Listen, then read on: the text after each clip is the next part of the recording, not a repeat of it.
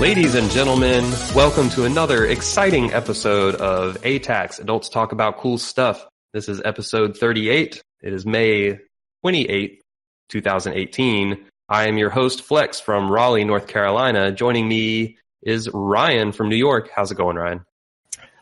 I am excited. Why are you excited? I mean, it's ATACS. This is an exciting thing. Everybody should be excited. I'm excited. Are you excited, Nate from Clayton, North Carolina? I'm super hype right now. I can't even contain myself. How would you rate your hype? It's like a 17 out of 17. You know, you can't. You can't. The ratio is pretty good on that. You can't beat 100%. I've been told. Yeah, that's just math. We might have to tone it down a little bit. Okay, that's just math. I mean, what if I took it down to like a 15 out of 15? Does that work better for you? That's still 100%. Okay, I'll work on this. The numbers are going down. Well, we're going to let Nate cool off with his hype over there because he's just way too hot right now. I got too much. He's got too much. Can't handle it. We will be joined. We will be joined shortly by Will from Greenville, North Carolina, but he is running late, as he often does. So we're going to start without him, and we're going to talk about some video games, because it's video game season every season, and we've been playing them. Is he on special assignment? Is he going to come back from the front lines with the hot video game takes? Mm-hmm. Yeah, his flight back got delayed a little bit, so he's running late. Yeah, so he'll have all the hottest scoops for us when he jumps in here. We'll have to grill him on all the new knowledge he has. You got it. I will leave it to you to prepare the questions. Okay. And in the meantime, I want to talk to Ryan about what video games he's been playing. Putting the best up front, best foot forward. Counting on you. So yeah, well, I've been playing some games, as it were, and I guess I will start with I finished Celeste yesterday, I believe. Nice. And yeah, I think we've talked about it on this panel before. Mm-hmm. It was a good time. It's something I could recommend without much reservation. Like, there were parts of it, and I think we discussed this a little bit. I kind of took a long break in between starting and finishing it, but there were parts here and there where I felt like it kind of missed its mark, or did something that didn't quite settle. But overall, I think it did really well. Or it's just a fun game for what it is. And did you play it on Switch? Is that right? Yeah. I played it with a Pro Controller mostly. It's funny that all of us played it on Switch. Yeah. Yeah, I think actually Nintendo, in a stunning turn of events, had the best incentive for picking it up, because they started the program where they give you the gold coin refunds, or the gold coin kickbacks, right, if you buy pure digital. So when Celeste just first launched, everywhere else was charging the straight 15, no kickbacks or anything, and Nintendo was giving like the little. You got like 5 cents back. Yeah, I think it's more than that, isn't it? It's like, yeah, I don't remember the actual amount. I have no idea what the conversion on that. Isn't it like 5-10%? I don't know. I don't want to. Yeah, don't take that. Mm-hmm. For We're going to get a lot of correction emails on this. Yeah. Yeah. From our wise listeners. But anyway, I mean, that regardless, I mean, if something is equal across platforms and it's a small game like that, the Switch just definitely has the advantages of being portable. Yeah. So yeah, and I guess to be a little bit more specific about the things I don't want to say I didn't like it, because this isn't one of those games where I had those moments where I just actively dislike parts of it. Ryan, why do you hate Celeste? Yeah, geez, Ryan, why are you tearing apart this little indie game? They worked so hard on it. You love it, Flex.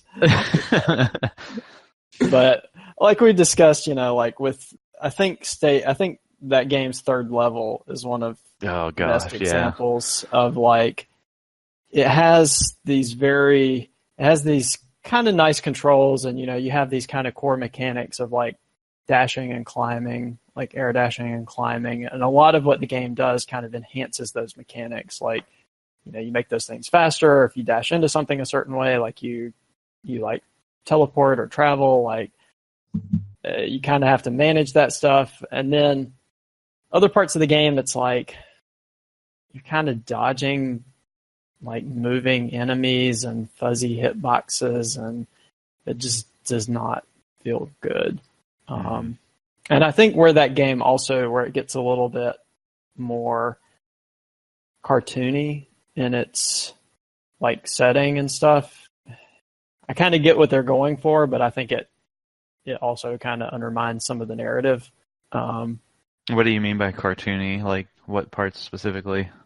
Well, it's like, so parts of the game, you're following this character Madeline, who's kind of challenging herself to, and minor spoilers. This is all pretty, I think, pretty well known, but just spoiler alert. But she's pushing herself to climb this mountain, partly because she's stressed out. She's dealing with some stuff, and then then you're exploring a haunted mansion with a psychopathic ghost caretaker who wants to kill you. It just doesn't really. I mean, the game is kind of lighthearted and plays around with it, but I feel like those just kind of weaken the narrative. Like it doesn't really fit with what they're trying to do, not even like metaphorically. So that's my opinion. Yeah, I guess I could see some of it feeling a little disjointed. I think that third level is legitimately not very good, the hotel level that you're describing. Yeah. My problem with that level was just that it slows to a crawl, whereas the rest of the game is pretty snappy. Yeah, it's a long level. Yeah. But in terms of like the setting and the characters and how it sort of plays into the themes of the game, I thought it worked, even though it is kind of a side story diversion.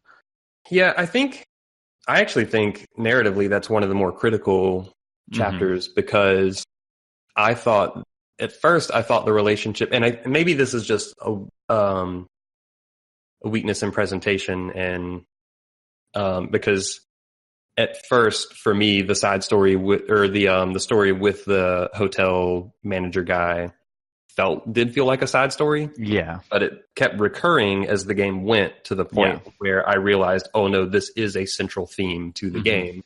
Yeah. And I think maybe initially they just didn't do a good job of making it clear why it was important.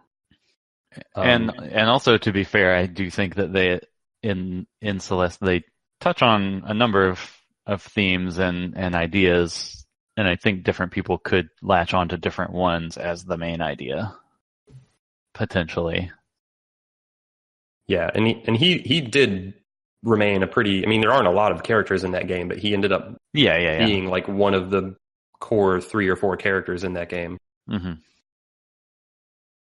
Yeah, I kind of saw what they were going for, and I don't think, it's one of those things where I didn't actively dislike it, but when I was kind of reflecting on it and trying to put together pieces of that game, it's like, there were parts where, like, you meet a fellow hiker and you have conversations with him, and it's, it kind of fits the theme really well, I felt like. I think they try to make things a little supernatural, maybe to be metaphorical, but I think sometimes that stuff just didn't. And it's minor things, like this game's story is charming. Like, it's not. I wouldn't put this on my top narratives of video game history by any means. It's just, those are little nitpicks I was chewing on as I was kind of reflecting on the game. But yeah, I enjoyed it. It's a good time. Yeah, that was a game that I did like better as it went. Mm-hmm. Go ahead. I guess, speaking of games that I did have big emotional swings on, okay, this might be a good time to wrap up the BattleTech. Okay. Have you finished it? I did, yeah. So I did end up knocking it out, I think maybe around 50-ish hours. Nice. And I think in the end, so the thing is with BattleTech, the thing that frustrates me with that one. So, with Celeste, I was like, okay, I like this game. Most of what it did is charming. Like, it felt good. There are a few little things here and there that I think didn't quite fit, but it's still an overall good time. With BattleTech, there were several times where I think I sat back in my chair and I was like, do I really want to keep doing this? There were like a good 3 or 4 times, and like, I don't know, like, to me, sometimes when I have those love-hate relationships with games, it really drags them down. Like, it definitely can, yeah. I had some of those moments in Breath of the Wild, and it just kind of, that really kind of pulled that game down for me last year. But that's just a side note. I guess, we covered some of the things that I liked and disliked about it last time. Overall, I think I come down on the side of it being a pretty good game. I still probably would advise to give it a little more time to see if they can kind of cook it a little bit more, maybe clean up some of the variants or communicate some of the things a little better, like some of the behaviors. But yeah, I was reflecting on that one as well. And I guess part of it is a communication issue, and part of it's just like a randomness issue. Like, some of the things that I didn't like about BattleTech, you could say, are also endemic to a game like XCOM, which I really did like. But I guess when you sit down to play a game like, I jumped in on BattleTech partly because I liked Harebrained Studios' writing. Yeah. And so I know that story campaign was a Kickstarter stretch goal. It wasn't really the primary focus of the game, but still, like, I kind of came in wanting to play it for the story and just have a good time. And I mean, the battle system is really good, but it does have some of those things where you have kind of a bolt-on story to like a strategy engine. So you just end up coming out of it feeling like the story was sort of inconsequential and didn't say much, or? No, actually, I mean, I think that's one of the game's strengths. Okay. I think they do actually a good job with storytelling in that sort of almost limited space. It's the campaign itself, the gameplay of the campaign, that I think has some issues, because a lot of what you're doing is kind of generic mission-to-mission hopping, in between kind of story missions. And I think with a game like XCOM, like, they tie it to the campaign a little bit more. Yeah. And they kind of let you know, like, hey, this is really more of a challenge first or a mission first than a story first type of game. Like, you're coming in this for the campaign and the challenge. And some other things too. Like one of the things that's frustrating to me about BattleTech is, so, missions are long. We talked about how they don't really have any built-in, like, animation skips and things like that. And, XCOM doesn't have a ton of that stuff either. But at the same time, there's also that variance we talked about with, like, how many enemies you'll get, which you can't really control. And, you don't really have good information on, like, why certain missions would be more or less. Like with XCOM, the game, like, you have those, what do they call them? You have those, like, special operations the game throws at you, and it's like, okay, you need to interrupt, like, a black event or whatever it is. Here are these 3 missions you can choose from. Here are the rewards if you succeed, and here are the the bad things that you will counter. And so you know that, okay, well, if I go into this mission, I have a chance of getting an engineer, but it's going to be, like, very hard. Yeah. They kind of have those toggles to say, okay, well, you can do these, you can take on the more challenging mission in exchange maybe for countering a better event or a tougher penalty or getting a better reward. So there's that kind of trade-off that XCOM does. But the other thing that BattleTech does that's frustrating is I don't know if it's like a tabletop thing, but I guess to illustrate it, like I started a mission once and I walked up, and it may have been the first enemy I saw. It was like on a cliff top, and he took a shot at me, and my commander's mech, he blew. So the enemy that shot at me, and this wasn't like a super powerful enemy, it may have even been a light mech. He destroyed my commander's mech's head, which immediately put him out of the battle. Yeah. So it's like a one-shot critical hit first turn kind of thing.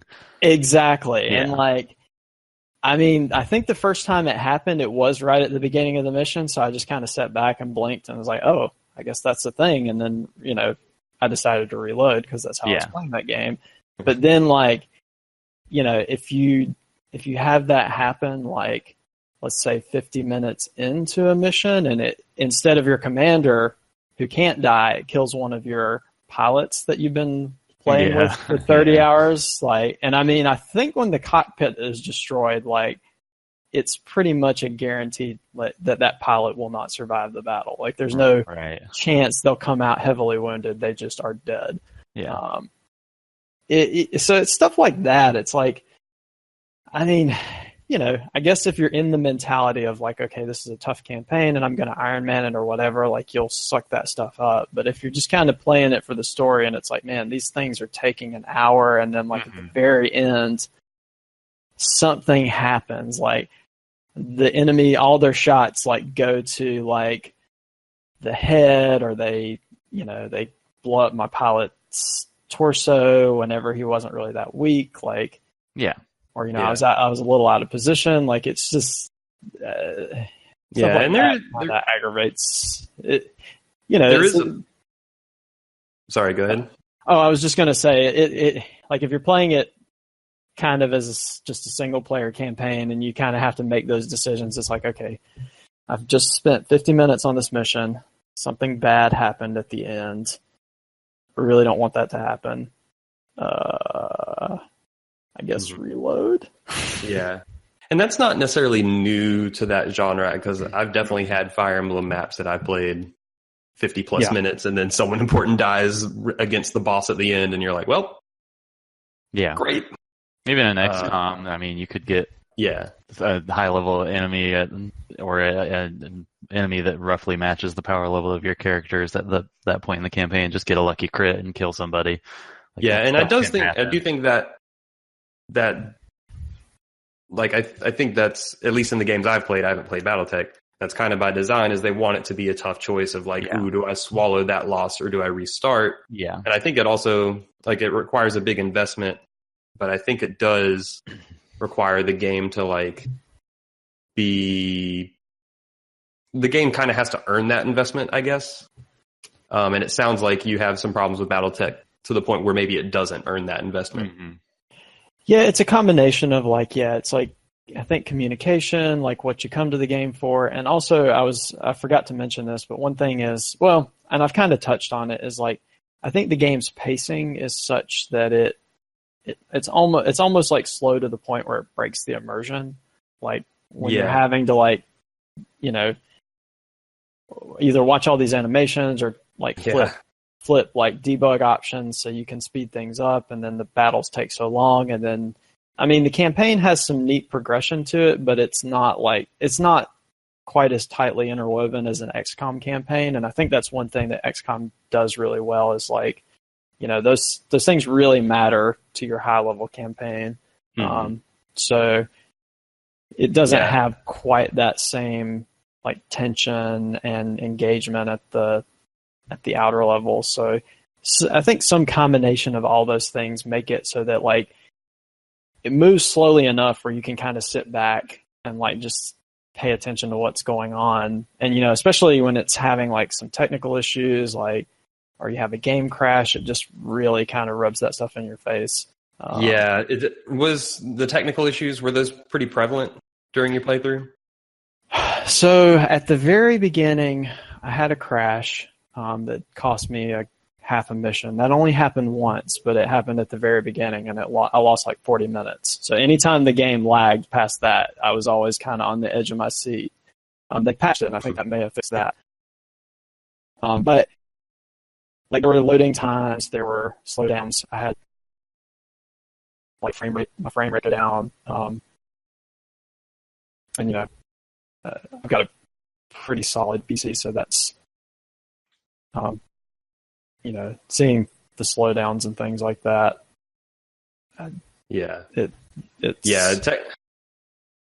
Technical issues and slowdown is not going to make it any easier to want to replay missions, and also hearing about just the pace of play, because like with how long some Fire Emblem missions can be, like I would always think like, man, if this was moved any slower than it did, it would be that much harder to invest in. So like hearing you talk about the animations being slow in this is just like making my skin crawl.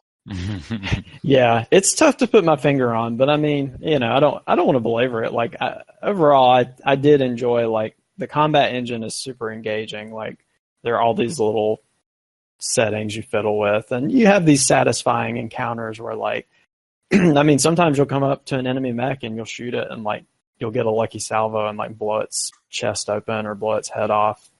Or other times, you'll be fighting mechs and like you'll have a mech like lose both its arms and a leg and get knocked down, and then it still like stands back up and keeps fighting or runs away. Like it creates some pretty fun stories the way they've built that engine. Like, so I don't want to hammer on it too much, and I think they did do a good job with the story stuff. Like for that genre too. Like I feel like strategy is not one of the strongest storytelling genres.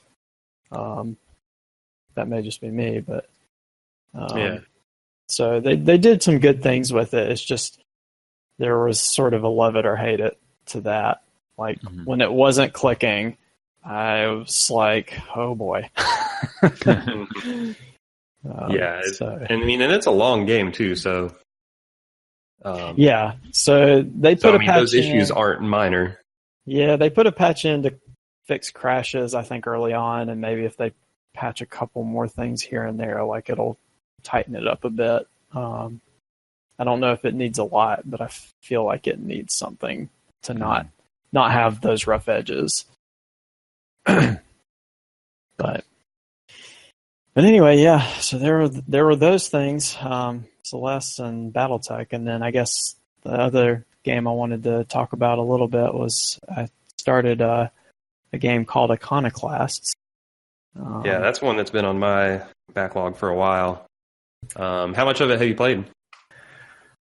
Maybe 3-4 hours. I'm Okay. not 100% sure. I think I'm a few hours in. That game is it's hard to describe, I guess. Like I keep trying to think about like what I would say about it. Like it's its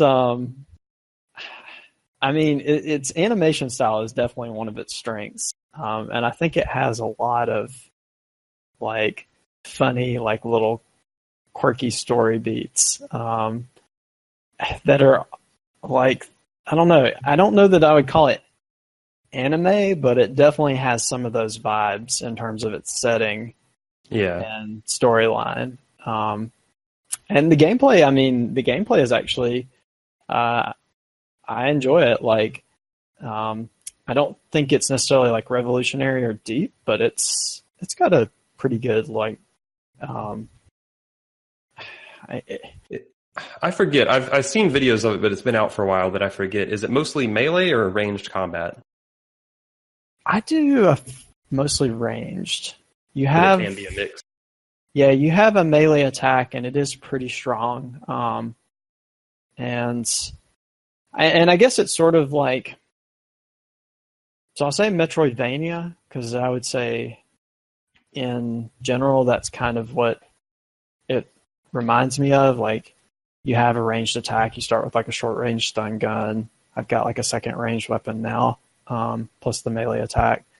But it's not quite as much of like interconnected open world as it is more like you have sort of an area you can explore that's not super big, but maybe there are a few little puzzles, and then it kind of leads you into the next area, as these games sometimes do, and you have like a story snippet.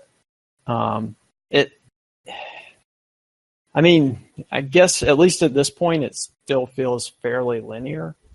Even though there is technically a connected world and you can technically explore and backtrack and all that, I feel like it's almost like a little more sectioned than, like your Metroids. Mm-hmm. I don't know if that puts it more into like a Castlevania mold or what the deal is.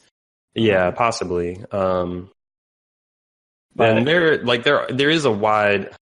I mean, this is part of why I always kind of shiver when people say Metroidvania, because it gets tossed around a lot, and a lot of the games that get described that way can be very different. Because there are a number that are more linear, like it sounds like this one might be. 'Cause I remember when I saw videos of it, it looked more like, I've heard it described as Metroidvania, but it looks like it's more of a more straightforward, I guess, action adventure style game.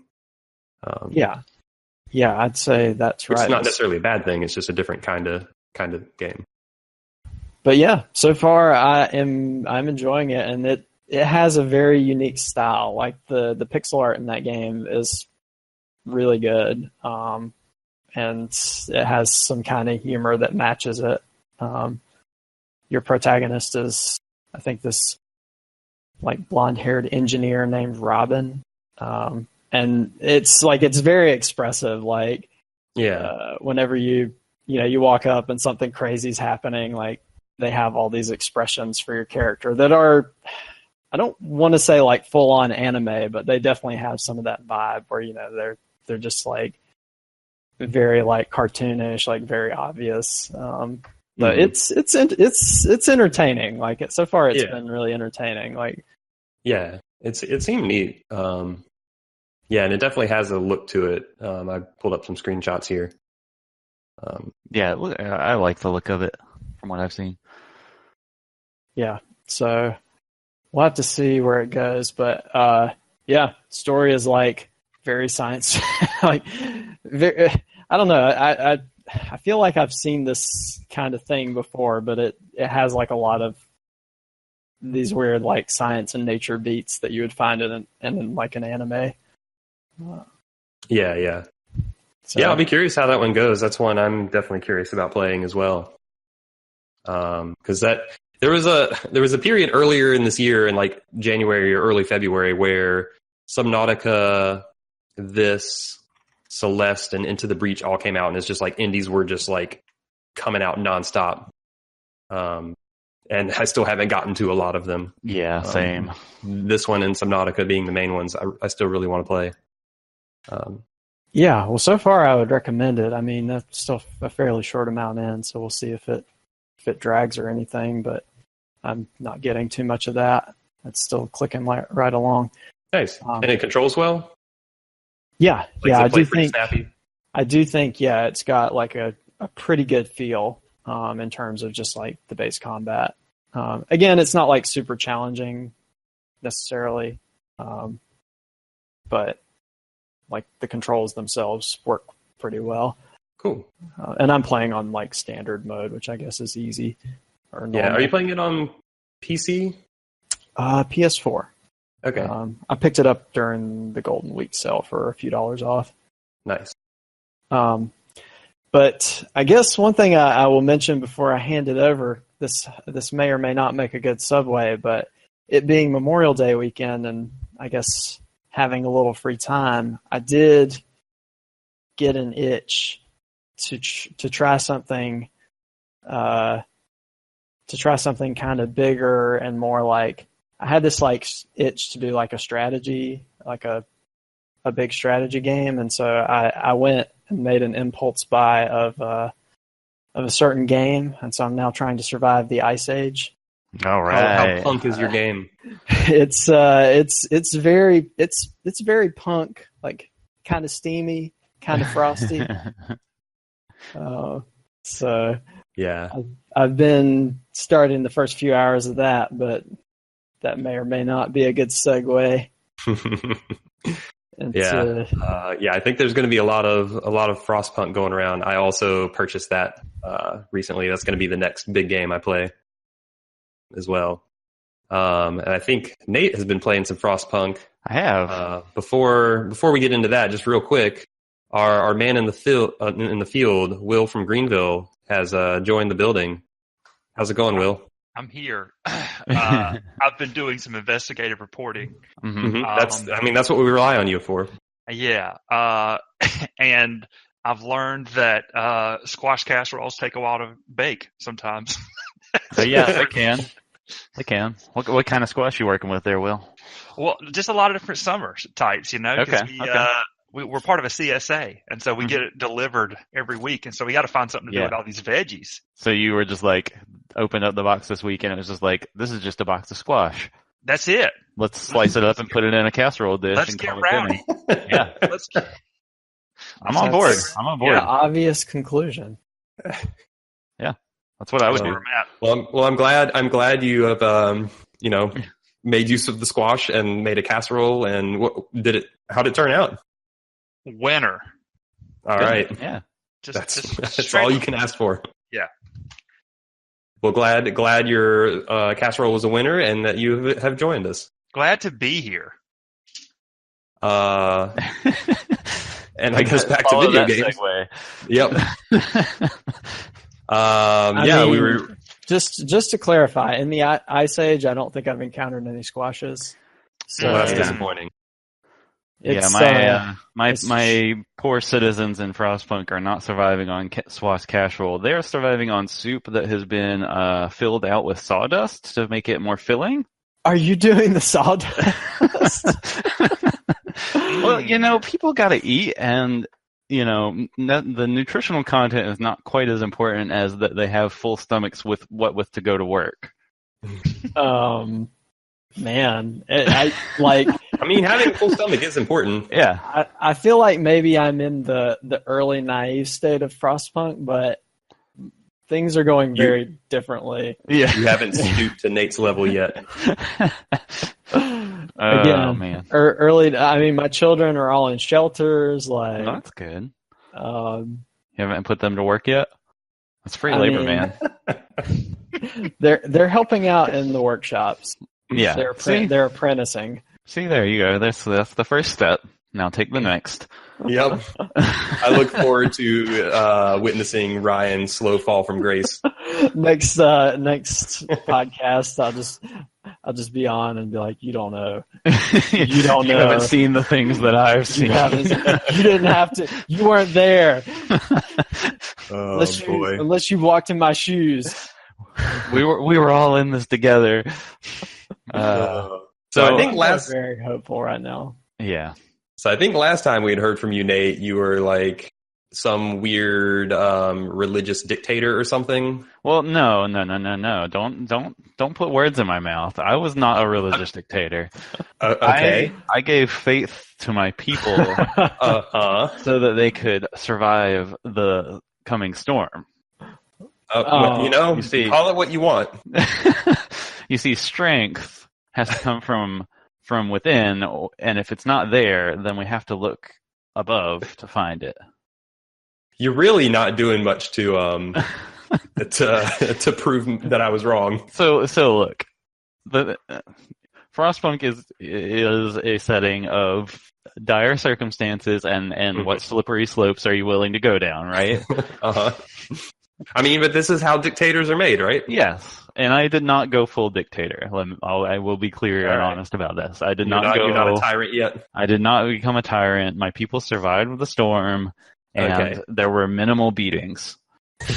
Well, I guess we can't hope for zero, so you do what you can. One, maybe two of the beatings, I don't quite remember, may have happened at 2 a.m. when it was a negative 70 degrees outside, but we're not going to focus on the details. That's really cold. Was that Fahrenheit or Celsius? That's Celsius. Oh, okay, so not quite as cold. Some compromises have to be made whenever your people are very angry and desperate. That's right. When it's so cold outside that your warmest buildings are still not comfortable, then people get upset, and it turns out a little public beating will set them straight. Oh boy. But anyway. So yeah, you finished. Did you finish that campaign? Yes. So I finished scenario, whatever they call it. Yeah, the first scenario, which is called the New Home, which is sort of the core, like build a city around this big generator that generates heat while the Ice Age apocalypse is descending down upon you. Mm-hmm. And so I finished that. It looks like there are 3 scenarios total. So I've started the second one.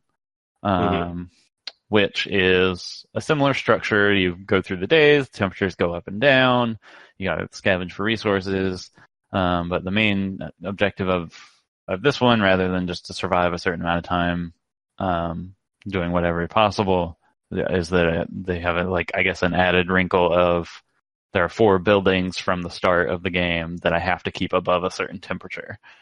Okay. So it's kind of, I guess, like a more complicated scenario.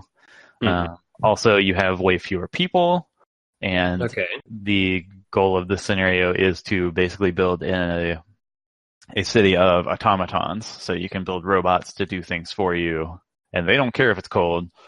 So you kind of have to build a workforce of these expensive robots to function, because you don't have the resources to do it otherwise. Yeah, I mean, who needs people anymore? Yeah, and just build robots, and then the Ice Age doesn't matter, right? Yeah, exactly.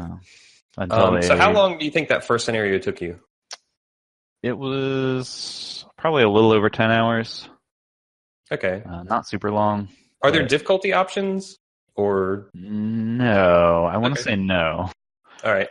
Ryan, you can correct me if I'm wrong on that. I haven't seen any. I got the impression that the later scenarios would be... they probably ramp up. Yeah. Yeah, it seems a little dicier in the second scenario, but it's not like crazy harder.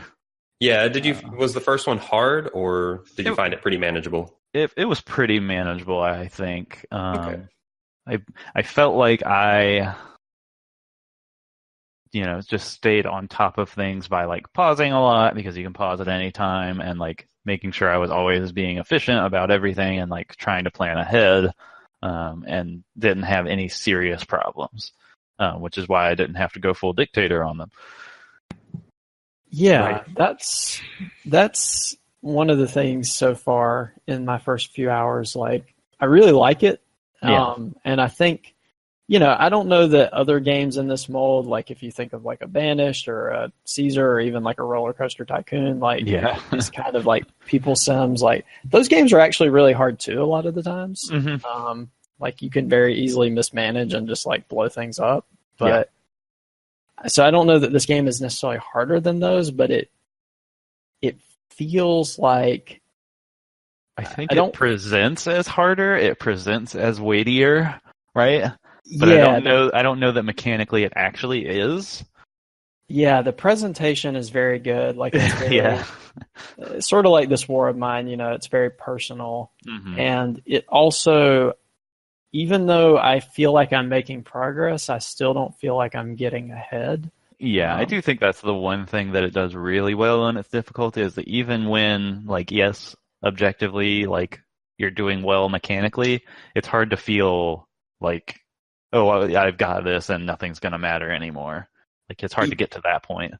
Yeah, it's like, and the game I don't think is dynamically adapting itself by any means. I think it's just like the natural flow of the game. It's like, okay, well, I just researched this new thing. Now this is easier, but then it's like, oh wait, like I'm running out of this resource.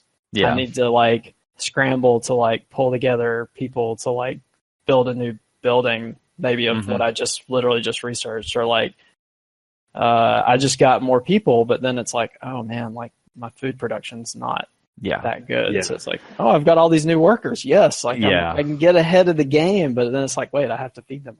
Yeah, that's Yeah, that's and- probably the biggest struggle of the game is when you get a big influx of new people, you want to like celebrate it, but then you're like, oh no, Yeah. no. And this War of Mine, their previous game had a similar dynamic as like mo people gets mo problems. Yeah, They're all exactly. sleeping on the streets. They're all getting sick. Like, It's like, well, I've already built up all the area around the generator, so now their houses are going to be way out in the cold, and I don't have food for them. This is probably going to go well. it's like it's time to turn up the dictatorship. Let's pass a new law. Mhm. Are there ways to like create engines in that game? Like, are there ways to like build these engines to create food or whatever other kind of resource or anything you need? Yes, there are ways to generate resources, but they pretty much all require people to be operating them. Right. And wherever you build the thing at is where the people have to go to operate it. And if that's not next to the generator, then it's probably pretty cold there. Gotcha. So yeah, there's lots of trade-offs for that stuff. Cool. How much of the second scenario have you played? I've probably played about 5 hours, I would guess. Okay, I feel like I feel like I'm trucking along pretty well. They just introduced, so there are definitely like big story events in each scenario, I think, that will happen at the same general pace every time. Some of the smaller events I think are somewhat reactive to what you're doing, but the big points are definitely, I think, set in stone. And I just hit one of like the major like throwing a wrench in the gears things they throw at you in the second scenario. And I'm just kind of like, I don't really know how I'm going to deal with this yet. I'll try to figure it out. Yeah. Sounds like you're really enjoying it. Yeah, I really like the game overall. I think its aesthetic is really, really great. The sort of storytelling that it has intrinsically in its writing and the setting and the look of it, but also just like the little tumultuous decisions that you have to go through. Even though we said it doesn't really play as like super mechanically difficult as long as you're staying on top of everything, but it feels very dire. Yeah. I like these. We've started to get a lot of games that are just like, I don't know what you want to call them, like just these dire, like these simulations for these really dire situations. Yeah. It's cool. Cool. Yeah, I really want to play that. I think I already mentioned I picked it up and plan to start it here pretty soon. Yeah. So it seems like a fun one. And anything more you wanted to say on that? No, I'll have more to say on that when I finish the next scenario and hopefully get to see what the third one is before the next time we chat. And Frostpunk may be our next months-long ATACS spanning game. Yeah. As we all rotate through it. It's not super long, but it's long enough that, starting it at different times might drag it out a little bit. Yeah. No, I'm looking forward to it. And I believe you played one other game of note. Yeah, it's probably the same one that you played.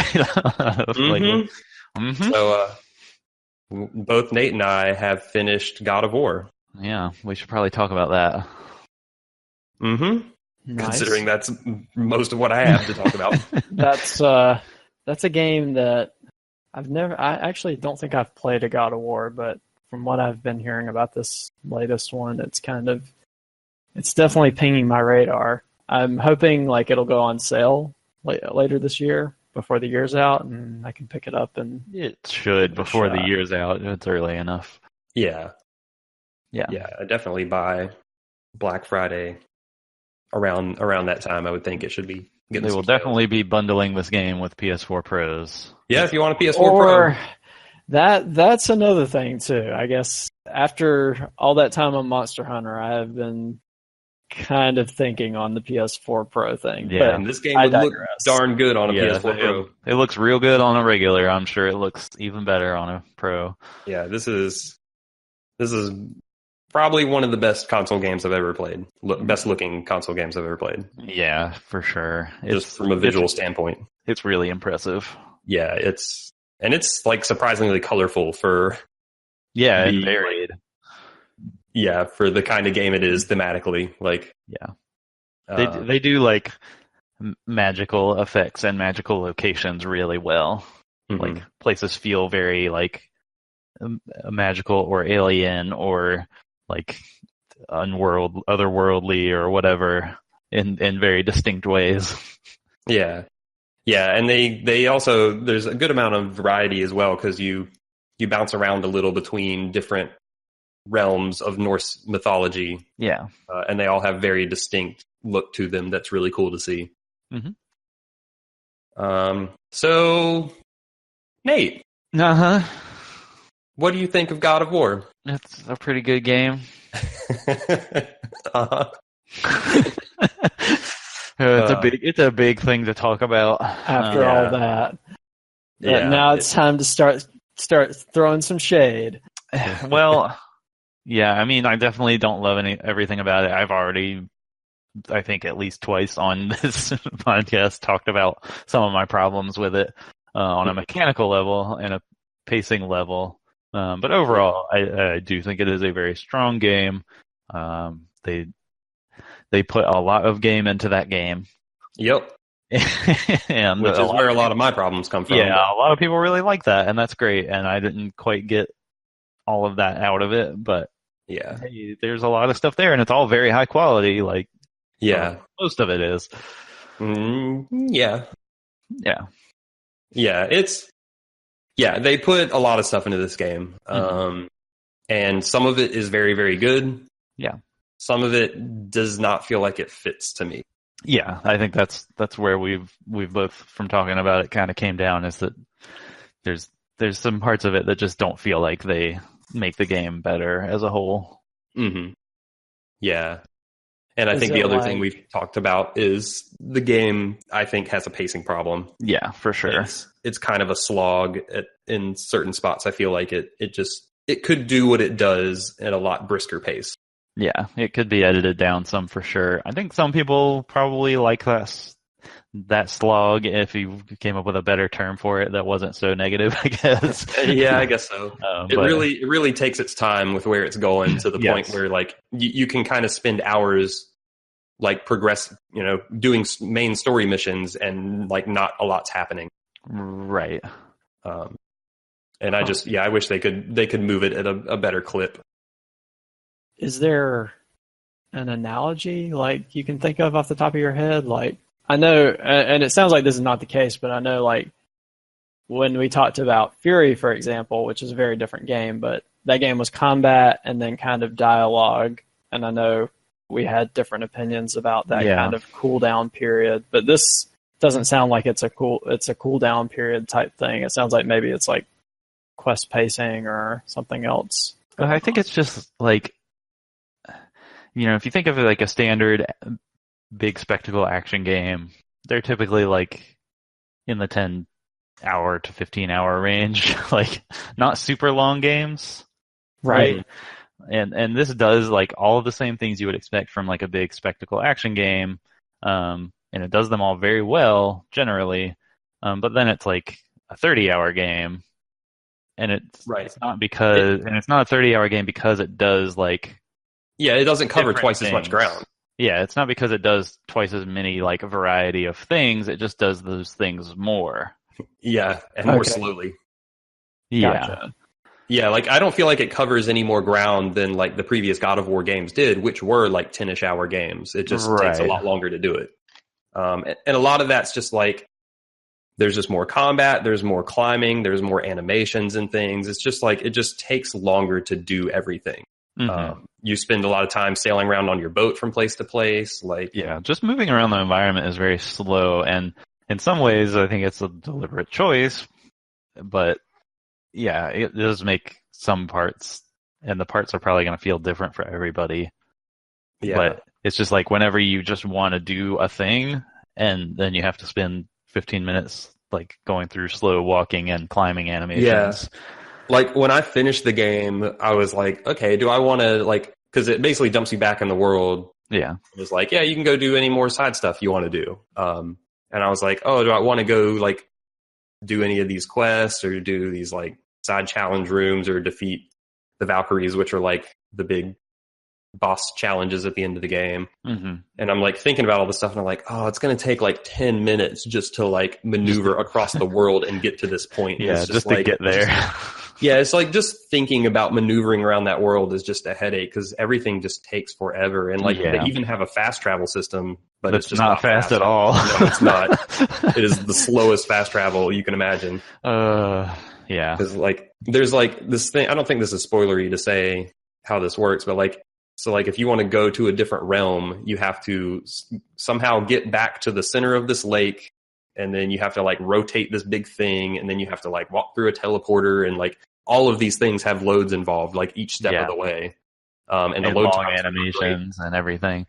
Yeah. Mm-hmm.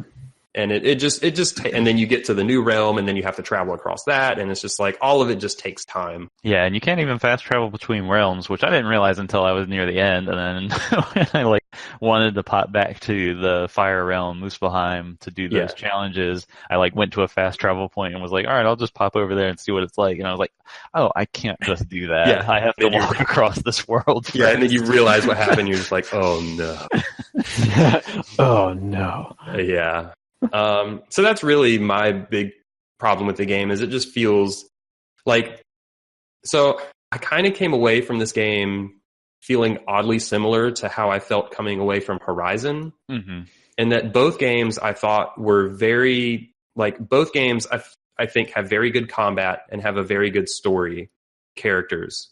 Mm-hmm. And I feel like just the bigness around all of that stuff, like diluted it. Like in Horizon, it was specifically like all the inventory management and like crafting and all that stuff that just took up time. And then in God of War, it's more like the animations and also to some degree the crafting and gear stuff.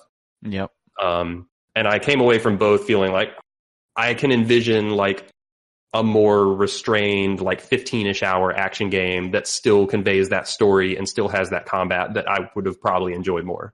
Yeah. I definitely think that an edited down version of this game I would personally like better, but I don't know if we're in the minority on that one. Yeah, I'm not sure either. Because I mean, the high points are really good. I actually did really like that story. I think there are a few dumb moments in it. Yeah. But overall, I liked what they were doing, and I think a lot of the acting and stuff is good. Yeah. And I'm sure there will be sequels. There are almost certainly going to be sequels. I'll be curious. Yeah, I'll be interested to try that for myself, just to see, because, I don't know. It's definitely worth playing. Like I enjoy it. I enjoyed it more than enough to like that. I'm happy I played it. Yeah, I have no reservations recommending this game to most anybody, but. I had some specific problems with it, but overall, very, very much think it's a quality thing. I was kind of curious about the boss fights. Like, I think one of the things, when I think back, and Ryan said he hasn't played one of these. I have played every one of these. It's a good time a lot of times. Like, I mean, I usually like the rhythm of the combat that you get into, especially with those blades, and then the cinematic kind of boss fights. I was always a huge fan of just sort of like, it was almost like Platinum Games-esque, or like Bayonetta in some of them, where you'll like fly up on top of some dude's shoulder and start like trying to like rip it off and stuff. And, do you feel, I guess, if those are the two things that I guess I like the most about the game, I guess, how do you feel like this one kind of ranks to some of the other God of Wars? And I will say that I've never been particularly interested in any of the stories in any of the God of War games. And apparently in this one, good reason. Apparently in this one, like that's part of the jam. Like you're like, okay, this father-son moment, It is a very story-focused game. It is. There are a handful of bosses, but I don't think they ever get as over. So Nate and I have played most of the previous ones as well. I forget what all ones you've played. I played the main original trilogy plus one of the PSP games, the first one. Same. I think I played both the PSP games 1 to 3 and Ascension. Okay. Yeah. That's most all of them, if not all of them. Yeah. So there are a handful of bosses in this game, but I don't know that any of them are really quite as... You don't really fight stuff as big as you fight in the original games. And that would be a small nitpick that I would have as somebody who also really enjoyed those cinematic boss fights from the original trilogy, is that there aren't those level of boss fights really in this one, other than maybe one. Gotcha. And a lot of what the game presents to you and seems to consider its boss fights are kind of the same fight multiple times. Yeah. And I think they were kind of disappointing. Yeah, and like I think the fights themselves are good, but they're not spectacle fights, and there's maybe not the variety you'd want. Yeah. So to address your other point about the combat in general, is that I think this God of War does give a very get into the flow of combat and do some simple combos, but really it's about positioning and mixing things up with different enemy types and corralling enemies in the right way and that kind of stuff. And I think that all feels very much like those old God of War games in a way that I like a lot. Okay. Yeah. The combat feels good. I think that's one of this game's strengths. Yeah. Okay. Cool. But then as a story, it's nobody would blame you for not caring about the old God of War game stories. I think this one just tells a very different story that kind of leapfrogs off of those stories and where it matters and where it makes sense to, but tells basically its own thing as well that I think is well presented. Yeah, I think so too. And it has a few callbacks that I think are handled well. Yeah. But ultimately, I think it is telling its own story, and I think it's a more meaningful story than... It's a more personal story, I guess. Yeah. Gotcha. And it's not the greatest story ever told by any stretch, but I enjoyed the story in this game. Yeah. Even with its dumb moments. Yeah. Solid.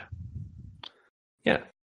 So, yeah, that's probably a good enough wrap up of my thoughts on that. We might do a spoiler thing later. Yeah. No, I'm pretty... I would like to do a spoiler cast. Yeah, I think it would be worth doing that. Yeah, so we won't spoil anything here, of course, but at some point there will be a spoiler cast for God of War. Yeah. Let's see. That's all you've played, right, Nate? Yeah, that's pretty much it for me, those two. As for me, the only other game I've played is a little game called Minit. Minit. Which is spelled Minit. Yeah, that game looks cool. I feel like I've heard about this one. What's the story or the concept? Have you played... I know Nate and I played this. Did you also play... Either of you play Half Minute Hero? I did not. I think I played a demo.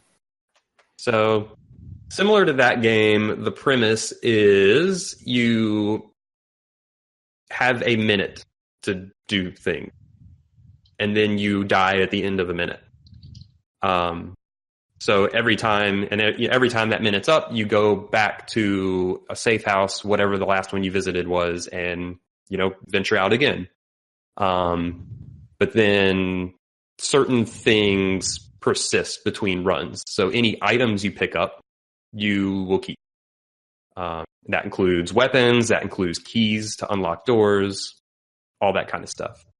So you do keep a lot of progression between runs. And the game itself looks kind of like a 2D Zelda, like top down, moving through different screens.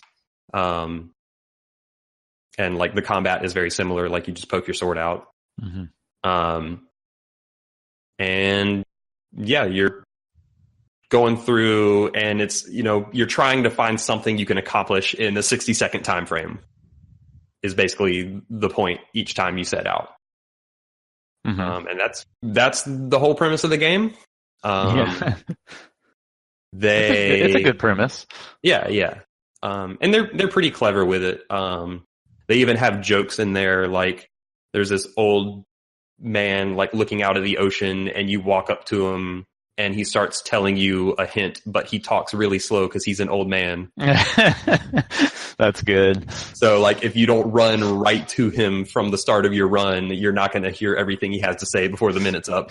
You're like mashing the button. Come on, old man. No, you can't. You can't ever advance text in that game. Okay. That's pretty great. This feels like Zootopia. Yeah. Yeah, so they'll mess with you with things like that because they always know you're on a limit, and they keep things pretty simple. Like you only have one button, and it's to use whatever item you have. So Okay. for people, when people start talking, it's just because you walk near them, and it'll just text will start appearing on screen. Oh, okay. But you're still in full control of your character. You're not like you're not stuck there if you don't want to listen to the old man. Yeah, you just keep running. Okay. Which actually bothered me at some points because I'd be like walking through a screen and I'd pass by a character and their text bubble would cover up something I needed to see. Oh, no. Yeah. So I kind of wish there was a button to make text go away. Yeah. But yeah, it's a cool game. It's a pretty short game. It took me just over an hour to beat it.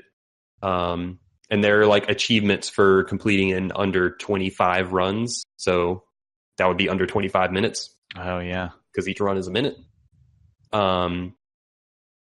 But I don't know, it has a fun progression to it. It kind of has a mystery in a way like the original Zelda did. Like they're very clearly kind of leaning into that some where like NPCs around the world give you hints and they're, you're trying to find one item to get to this spot and then do this thing and all that back and forth. So it's cool. I enjoyed it. Nice. I didn't love it. Because there are definitely parts where like you kind of have to explore to like poke around and figure out where to go, but you only have a minute to do exploration before you go back. I mean, the world can't be very big if you have to be able to make it from wherever you start to any goal within a minute, right? Yeah, it is not a big world. It's bigger than you might think because there are on the order of 4, give or take, safe houses, I think they call them. Oh, okay. And those are all starting points for your run. So whichever the last safe house you went in, that'll be your starting point. Gotcha. For your run. So those safe houses are kind of spread out. So, and you eventually get the ability to teleport between the safe houses. Okay. So you can, go back to any previous ones. But I mean, they make you traverse the map back and forth pretty well. So like you kind of have to keep going back to old places. And yeah, you constantly see places you can't go and you're like, yep, I'm going to have to come back here once I get, the flippers or whatever. Yeah. Is Minit done by the same developer that did Half Minute Hero, or is it a different team? I'm pretty sure it's a different developer. I don't actually know. I don't think it's the same people, but I could be wrong. Yeah. Yeah, it looks like it's different people. Quick Google search. Apparently one of them worked on Horizon Zero Dawn. It's a super small team. It's like 4 people or something. Yeah. But yeah, I don't see any mention of Half Minute Hero. I'm pretty sure it's different people. But so yeah, it's my main complaint is just it's a very slight game. Right. Do you feel like it's just like a big kind of puzzle adventure game where you're just constantly running it back and forth trying to find the right item to use, or does it feel like there's more to it than that? That's a lot of it for sure. Okay. Yeah. Yeah. Like it really is just trying to like suss out where the next item you need is. Gotcha. And there's a pretty, like, I'm sure some of it you can get out of order, but it felt to me like there was a pretty clear chain of items you need to go through. Right. To get to and complete the final boss. Were the items at least interesting, like in a Zelda way where they have multiple uses and things like that? That's the other thing, is they felt very straightforward. Okay. Most of them felt like just keys to get through. Yeah. Okay. It's like, all right, I have the sword, I can cut bushes. I have the whatever there was some like gloves or whatever that allowed you to cut trees down, or it was basically like, all right, you found this thing, now you can cut trees. Right. You found the flippers, now you can cross rivers. Like it was all like that. All the items basically allowed you to access different things. Okay. Some power gloves let you push boxes. that kind of stuff.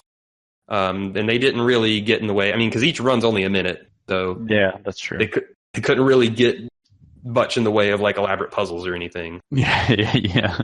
And the combat was very basic because it was all just your sword. Mm-hmm. So you're just poking crabs and snakes and whatever. Mm-hmm.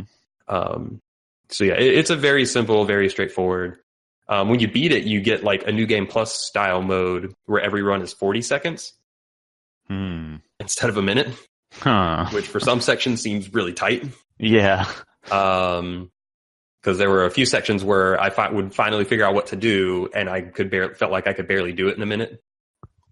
Right. So maybe there's some alternate way to solve it or something. That's what I think, is there's probably just smarter ways, if you know the game inside and out, that you could go about doing things. Yeah. So that's kind of interesting. And I think the New Game Plus also rearranges the puzzles. So like the very first thing in the game that you have to do after you get the sword is you go into this like bar or place or whatever, your fantasy tavern, whatever you want to call it. And someone's like, it would sure be nice if someone killed 5 crabs or whatever. And in the normal mode, the 5 crabs are just like right outside, like they're easy to find. Yeah. But I played like 5 minutes worth of New Game Plus just to see if anything immediately changed.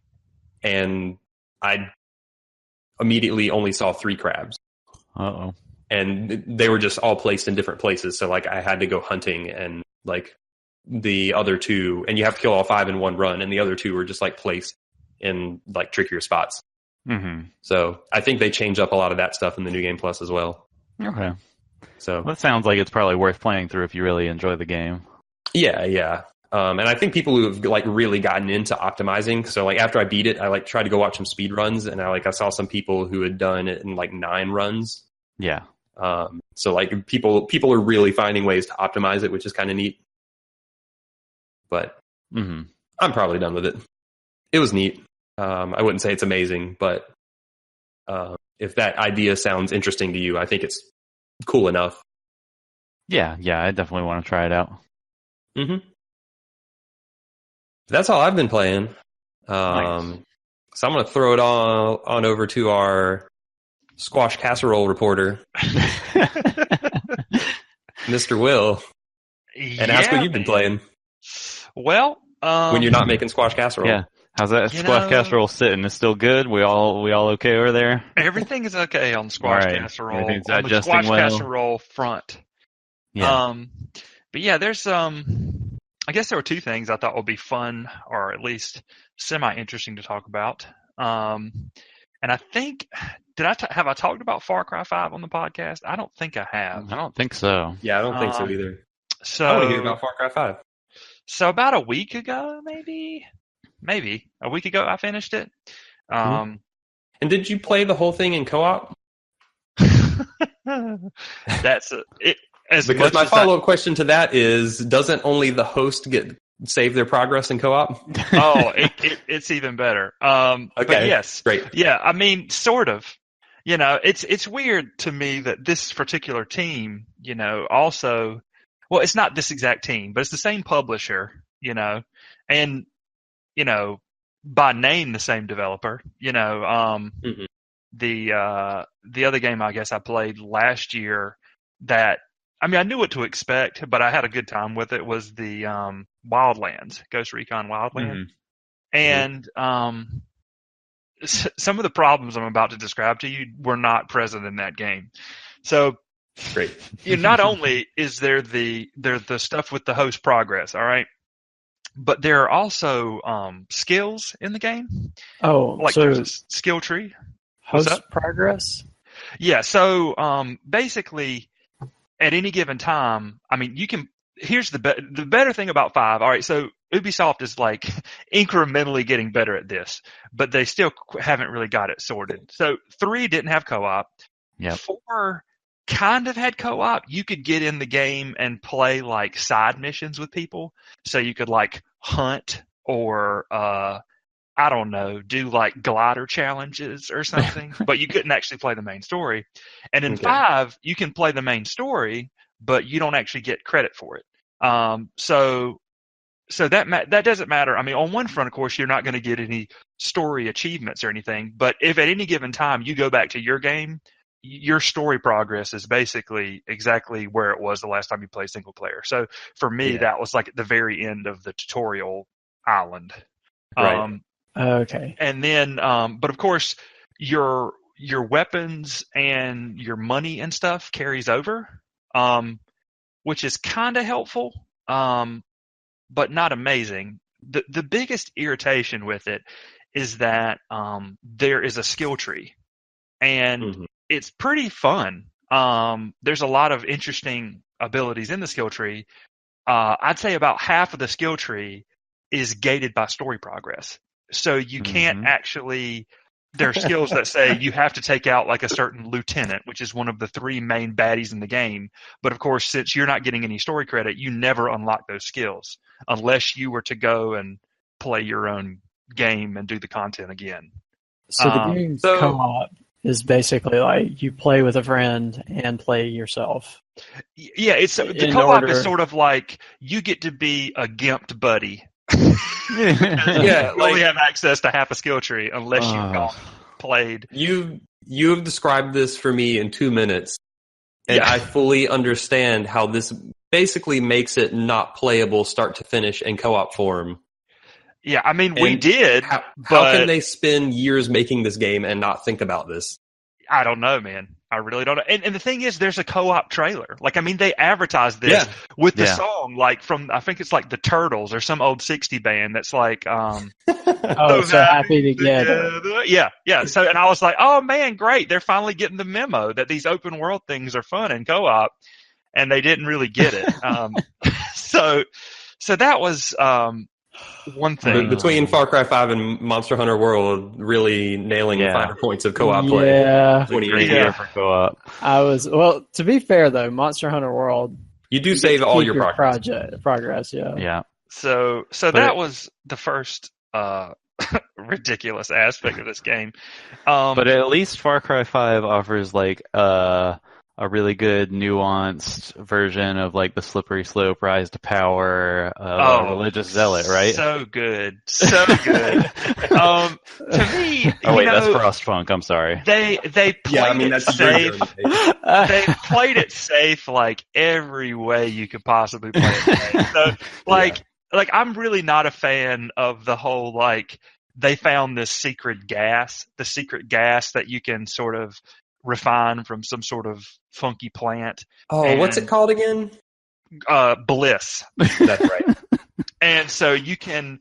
Don't you like shoot bliss bullets? Mm-hmm. Yeah, so people shoot bliss bullets at you, and then whenever you're getting under the effects of it, you've got like, flowers start popping on your screen. And then, and I'll get into one other aspect of it, but to me, that really kind of, I don't know. I guess I find cults really fascinating, actually. Yeah.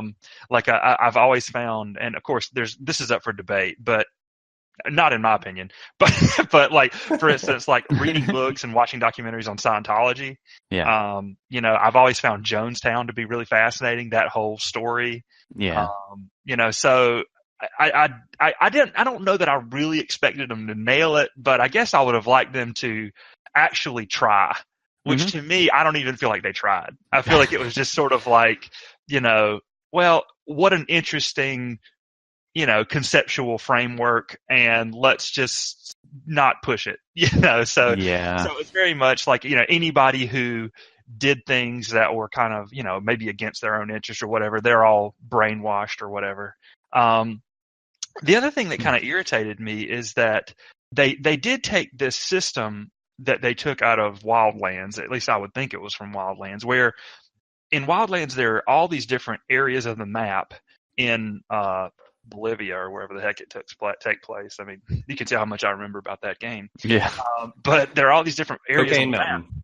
And Cocaine Mountain. And you do all these like quests. And the cool thing about that game is that it gives you a huge playground, and you can do kind of whichever activities you think are fun, along with some main story missions. And then for everything you do, you basically push up this sort of resistance meter. And once you've kind of pushed that meter up to the top, it's like you've weakened the area enough to go after the mob, the boss, the kingpin or whatever. And so they kind of do that in this game too. But every time you get to it, there's like a forced cutscene. So, you might actually, you finish the last mission that gets your resistance meter to where it is, and all of a sudden they're sending a capture squad after you. And then no matter what you do or where you are, your character like falls over because apparently you were captured by the capture squad. And then you get to see this, this cutscene. And of course, Ubisoft loves its like, really, really over the top charismatic villains. And so he gets all in your face and he's like, what did you think you were going to do coming up here to Montana? You sit there, listen to him run his mouth. Yeah. And so, and then you break out and kill him, right? Yeah. Well, eventually. Yeah. But yeah, those, and it happens like 4 times. And so, I don't know. I mean, I know this wasn't what they were going for, but it got to be at the end when we got the resistance meter. It was like, we're sending the capture team, or, his hunters are on the way.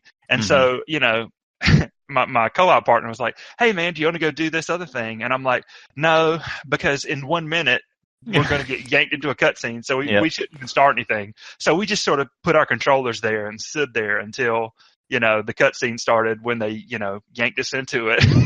Oh boy. But then again, now outside of that, I mean, a lot of the aspects of the game were pretty enjoyable, like, there are pets that you can get, or they call them, Tell me about Buttercup. You got the name wrong. Well, maybe Buttercup's in it. But yeah, there's like you can have a separate buddy, and the different buddies have different abilities. So you can have a dog called something, and the dog like tags all the enemies isn't around you. I think it's like Boomer. So close. But yeah, he tags all the enemies around you, which is pretty cool if you're trying to like stealthily take out like an outpost or something. Then there's a woman who kind of can call in like chopper support. We spent all of our time with a bear called Cheeseburger. That's right. I was not close at all. And he was pretty fantastic. And he apparently had diabetes, and you could like pet him, and he has this collar that has hamburgers on it. And he was great, man. Like he would go and wreck stuff, man. Like we'd send him in there, and he would like roar and just take him out. And so that was fun. The traversal was pretty fun. You have this wingsuit that you can kind of use, and it got to be where you could kind of almost instantly travel anywhere on the map, because whenever you fast travel to a location, you could actually choose to instead be airdropped on that spot. So if you wanted to go to that spot, you could of course just travel right to it, but if you wanted to, you could choose to get airdropped on it. And so you could basically pick the spot on the map that's the closest to wherever it was you're going, and you put that waypoint on it, and then as soon as you start dropping, you open up your wingsuit, and then you could fly like 600 meters across the map to wherever it is you're trying to get to. So after God of War, these traversal options sound great. Yeah, that sounds good. Does Cheeseburger airdrop with you? He's always down there when you get there. Okay. But, he doesn't have like a wingsuit. I want to see him fly around with a wingsuit. Me too, now that you talk about it.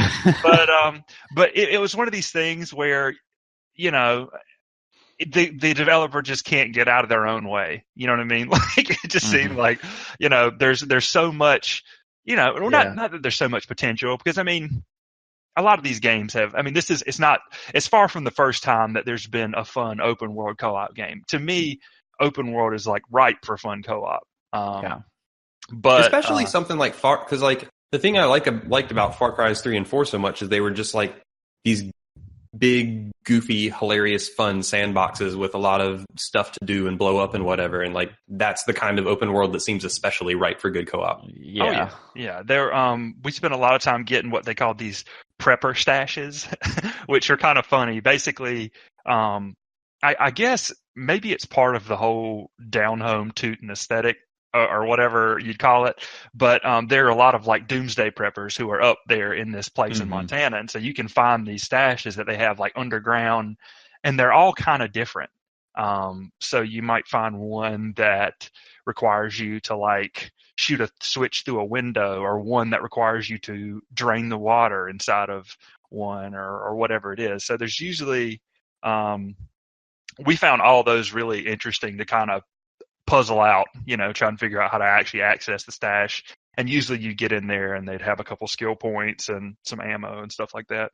But yeah, so overall, I mean, it was kind of a meh experience. I mean, it's the best they've done so far in terms of Far Cry co-op, but still far from actually getting the pieces correct. Yeah. So you were just, to make sure I understand right, you were just kind of gimped through. Yeah, absolutely. So Okay. I mean, you never went back and like unlocked stuff yourself in your own campaign. And I don't know, maybe I should have, but I guess I was like, I mean, replay the same crap. I'm assuming the game's easy enough that like it didn't matter that you didn't have the skills. Well, the dude I was playing with, he had to play on hard, so that was of course. So there was a lot of falling over. But one thing that we could do is like he would buy weapons and then throw them down on the ground for me to pick up. And so that was one way that we found to kind of mitigate the disaster. Oh, boy. So I was able to kind of have better weapons than I guess the game. I feel like Ubisoft's relationship with co-op is akin to Nintendo's relationship with the internet. Yeah. Right. So that was Far Cry, and Did you overall, are you like happy to have played it despite the co-op quirks? Well, was it a good enough time? Yeah, I guess it's almost like, I guess you'd just call it like a stage. You know what I mean? Sort of like, I'm trying to think of, it's almost like, I don't know if you've ever done improv. I certainly haven't. But, basically this idea that, you just get in there and there's this improv quote that's like, you have to say yes to everything. I don't know if you guys ever heard that. Mm-hmm. And so it's almost like no matter what someone says to you on the improv stage, you have to just like take it and run with it, no matter how ridiculous it is. Yeah. And it's almost like the fun that you have out of the experience is just sort of seeing kind of what comes up, just sort of seeing kind of what weirdness happens. Yeah. And so it's one of these things where the fun that I had with it, I think, was more a product of who I was playing it with and our own creativity than necessarily anything that maybe was designed.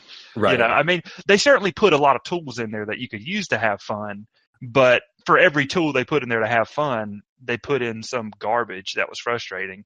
So it was sort of, I ended up enjoying it overall, but it almost just seems like, a platform rather than an actual cohesive thing, I guess. Right.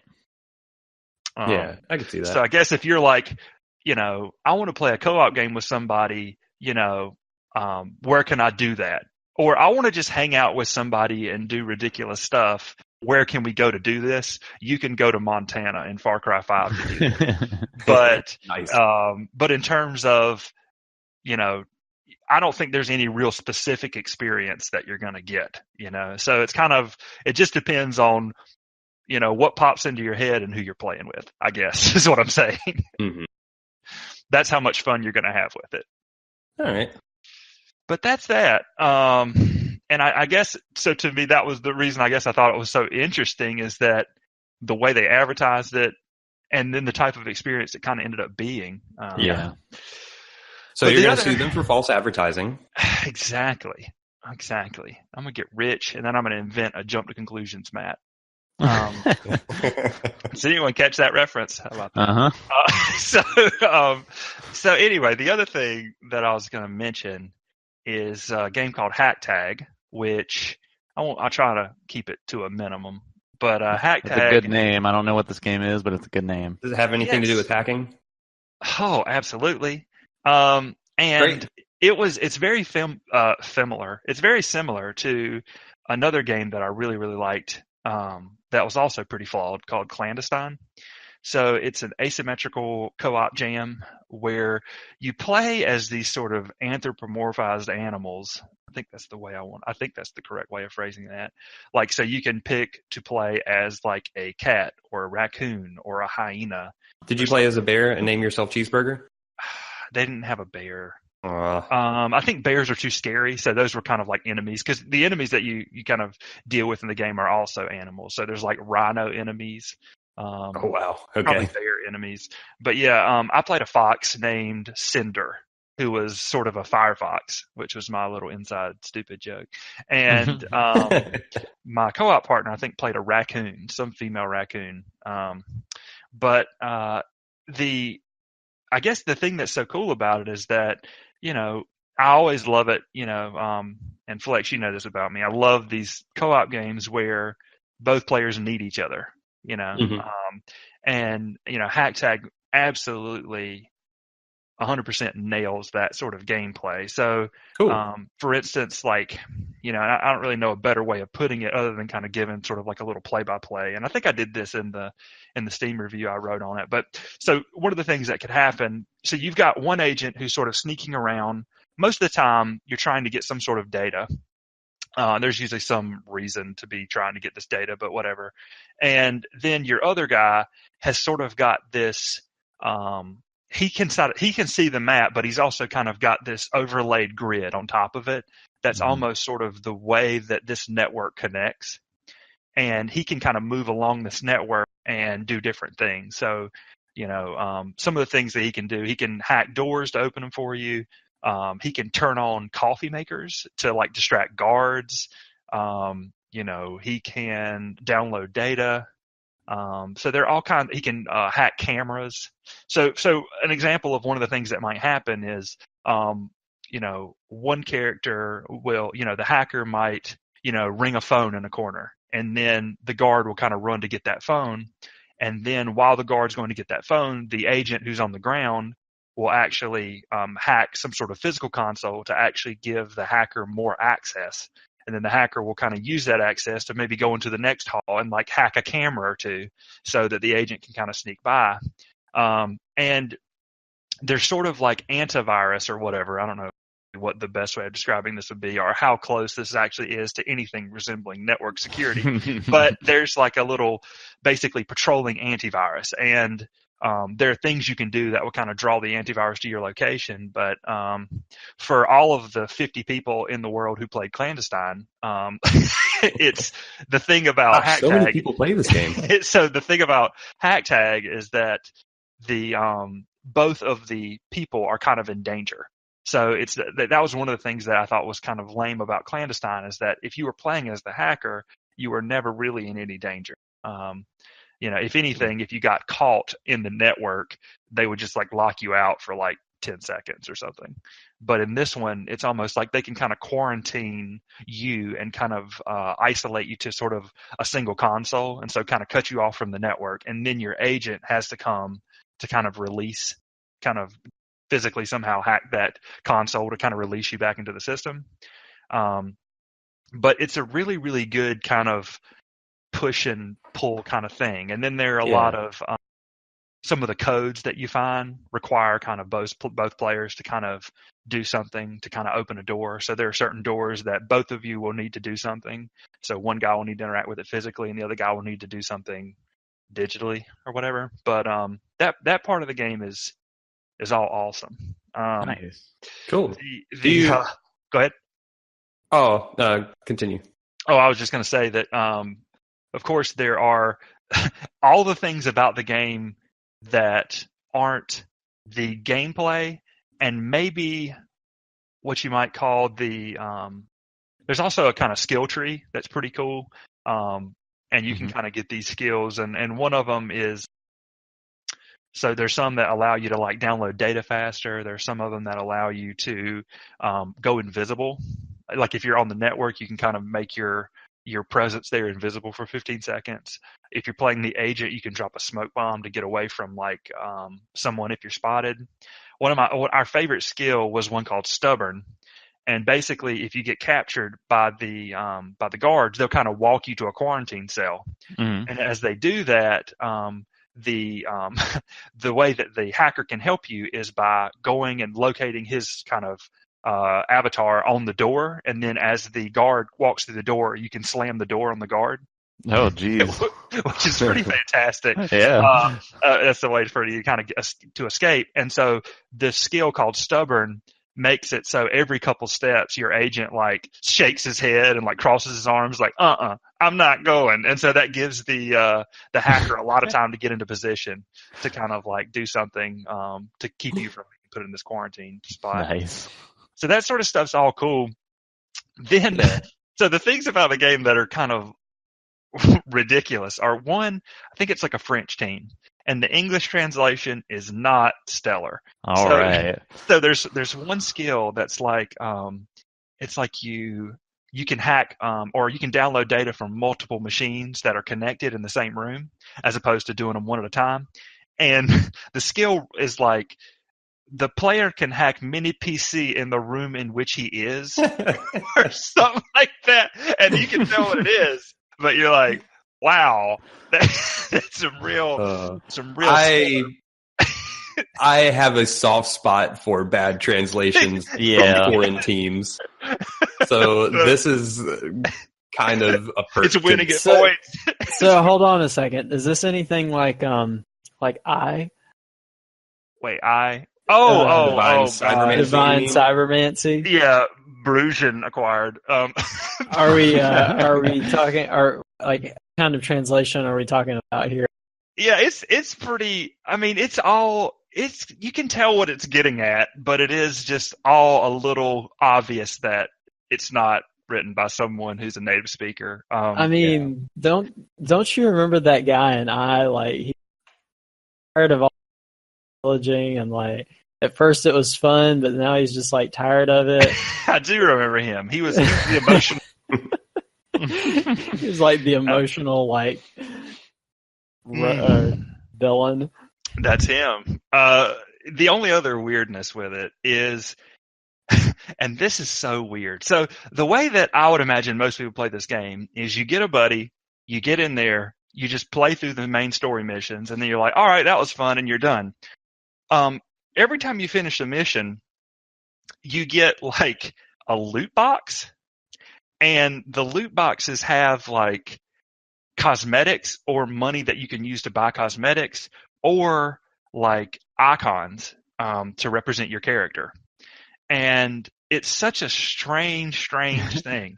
And I don't know if the developers of this game were just like, because it's not a freemium game, and none of the things you get in the loot boxes actually can help you play any better, but you might find like a new coat for your raccoon or a little icon that says like hacker. And so then whenever you play, when you're in the lobby with your buddy, you know, he can see that you have this little icon that says hacker. And it's just such a strange addition, because I guess to me, the way I guess I'm looking at it is it's like, well, I don't really think that they were just like, this seems to be a thing that people are doing. We should put these in our game. And they didn't really think any more about it. And I guess maybe they thought that they were actually somehow enhancing the experience, because I don't even think there's a way to buy currency in the game. Like, you know, so it's just, so it's almost like the whole purpose of them, which I guess for some of these games is like to get people extra cash. You know, in this game, it's just like, nah, we just want it to be random what kind of hats you find for your cat or whatever. You know, it's just this weird thing. Yeah. But overall, like the things that were important for them to nail, they really nailed. And I was actually a big fan of this. So that sounds really cool. Do you think, you know, comparable to stuff like Clandestine, do you think it pulled off the asymmetric co-op better than most games you played? Yeah, probably. I mean, I guess, I don't know. I guess at the top of that list, I kind of think about things like Portal 2, I think probably really absolutely nailed that whole piece. But, I think it does it better than a lot of things do. And it's designed from the ground up to be that type of experience. Like, you know, there's no possible way that you can ever beat a level by yourself in this game. you can't get to where you need to get to. You can't, it's really kind of a push and pull thing where one guy kind of might be able to kind of move around to kind of help. So for instance, like there's some times where, one of you have to sneak by camera so that you can actually unlock a part of the map for your partner so he can actually come in to, help you get by a guard, or so it's very much like requiring that sort of communication. But yeah, I think it really kind of nailed that. I mean, I think if you're a person who likes asymmetric co-op, there's very little chance that you won't find something to like with this game. Cool. But yeah, it's but like I said, it's just a rough thing around the edges. And so and then the developer was like, "Thanks for the review. Come join us in our Discord chat. You can tell us if we messed up any more English." And I was like, "Dude, I don't want to proof your game. I mean, I'm just sort of, I don't know." Great. Yeah, so I've actually got, like, beside my ATACS Discord, I've got Piece of Cake Studios, and that's this hilarious. dude over here trying to tell me. That's fantastic. Yeah, I love that you're playing, like, you play a lot of games that are small enough to where the developers are monitoring Steam reviews. Mm-hmm. Yeah, and they're like... And ask you for feedback. And they even said recently, they're like, and, if your co-op partner wants to leave a review, tell him we would be greatly appreciate or something. Oh, that's adorable. Yeah, right. So anyway, those were the two things that I thought. So one example of how to, do co-op really, really well, and another example about how to really mess it up. But anyway, that's kind of where I'm at. That's great. Yeah. Yeah, I'm glad you liked it. Yeah. Well, anything else you want to touch on? Let's see. Not particularly. I mean, there were one thing I did finish, and I mean, you guys are all aware of this, but I finally finished kind of playing everything that I was interested in from 2017. And so I kind of put together a list of about 10 to 15 things that I really dug, and wrote a bunch of words about those. Yeah, that was a good list. So those are pretty cool, and actually exciting enough for me. I think it was number 4 on that list was Subsurface Circular, and this very week, Tom Bithell, I guess his name is, I think, announced that there's going to be another game very similar in scope and size to Subsurface Circular. I'm hoping with the same attention to detail and production value and that sort of thing. So that's kind of exciting. Yeah. Nice. But yeah. Nothing else I really want to touch on. on. Of Thomas Was Alone and Volume fame. Right. There you go. Cool. And now Subsurface Circular and Subsurface something else. Or something circular. I don't know. There's some word that's the same and one that's changed. I can't remember what the name is. It's an elaborate method of sequel naming. Right. But yeah. Cool. That's what's up. Well, I think with that, we have covered some good ground with some video games. Might go ahead and wrap up this podcast with our normal outro, but I'm also going to augment it because E3 2018 starts in 2 weeks' time. E3 is in the air. Mm-hmm. So I'm curious what each of, if any of you are looking forward to anything in particular from E3, and if so, what? So I'm going to start with Mr. Nate and ask both what games are you playing next, and anything at E3 you're curious to see. I honestly don't know what I'm going to jump into after Frostpunk, but for at least the next week or two, I'll be mostly just playing Frostpunk. Gotcha. That seems like a game you could spend a lot of time if you wanted to. Yeah. So I'll try to finish the main 3 scenarios, see if I'm correct that there are 3 scenarios, and then if there's anything else I want to do in there or not. Yeah, that's really all I know of for sure that I'll be playing. Gotcha. And what about what are your hopes? Tell me all your hopes and dreams for E3, Nate. Well, have you all heard the good word of the Smash Brothers? No, they'll never make another one of Oh, those. is that the where they're porting the Wii U version? To the Yeah, that's the one. No, That's the Princess Peach turnip plucking simulator. yeah, that one. Gotcha. Mm-hmm. And that's where they removed the ice climbers from that one, right? Yeah. Everybody hated them, so they took them out. Great. Yeah. I don't know. I mean, I don't have like. Tell me one thing because they're obviously going to show Smash Bros. Yeah, they're going to show Smash Brothers. They're going to talk about what is going to be different in this one, if anything. I assume that's their big holiday game for this year. Yeah. So let me clarify here. Is Nintendo actually going to E3? Like, do they still do that? They're going to show their video. They'll show their Around video. the They don't do same a time? press Okay. conference, but they do have a show floor presence still. Yeah, for at least 3 or 4 years now, they've shown a pre-recorded video that's basically in the style of Nintendo Directs. Yeah. And then they do have a show floor presence with booths that press will play games at, Mm-hmm. but they don't do like a stage show press conference.